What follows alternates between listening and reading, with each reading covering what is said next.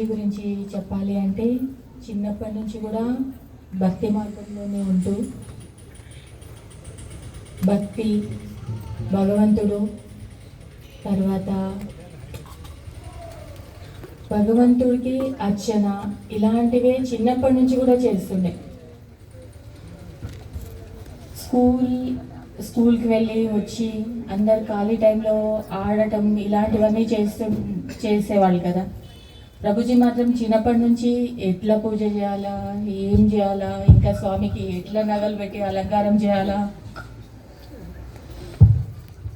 ఇలాంటివన్నీ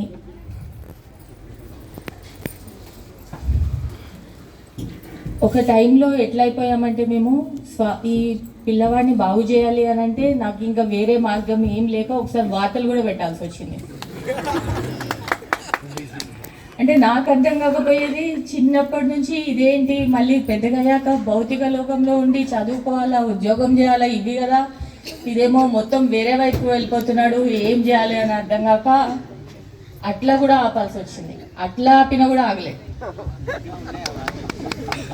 సో ఆయన దారే వేరు అన్నది మెల్లిగా టైం పట్టింది మాకు కూడా అర్థం చేసుకోవడానికి.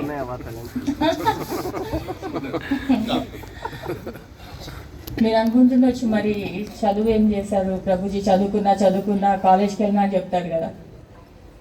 చదువు అంటే స్కూల్లో టీచర్ చెప్పినప్పుడు చదవడమే తప్ప ఇంటికి వచ్చి పుస్తకాలు తీసి చదివింది ఏం లేదు. ఆ టైం అంతా భగవంతుడికి.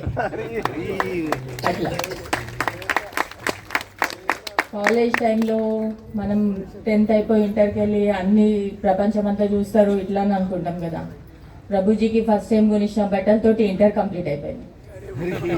అసలు ఏది లేదు, బాబు స్నేహితుడు లేడు, సినిమా లేదు, ఏ ఖర్చు లేదు, ఏం లేదు. అవి నేను ఈ మధ్య కాలంలో వేరే వాళ్ళకి దానం చేసా కొన్న బట్టలని. ఇంకా చూసి ఈ పిల్లవాడు ఎప్పటికీ బట్టలు వేసుకోడు అని అర్థమయ్యాక తర్వాత చెన్నై పంపించాం. ఎందుకు అంటే బయట ప్రపంచం చూసైనా మాట్లాడేమో, మేమేం చెప్పినా అర్థమైతే లేదు, ఇట్లనైనా తెలుసుకుంటాడేమో అనుకున్నాం. అట్లా చెన్నై పంపిస్తే ట్యాక్సీ అతను చెప్పాడట, ఫస్ట్ టైం SRM నుంచి ఒక ట్యాక్సీ కంచీపురం వెళ్తుంది, మీ వల్ల మేము కంచికి వెళ్తున్నామని చెప్పి. అట్లా అక్కడ కూడా మళ్ళీ అక్కడ ఏంటి దివ్య దేశాలు ఏంటి, స్వామి ఎక్కడున్నారు ఏంటి, ఇది తెలుసుకోవడం సరిపోయింది.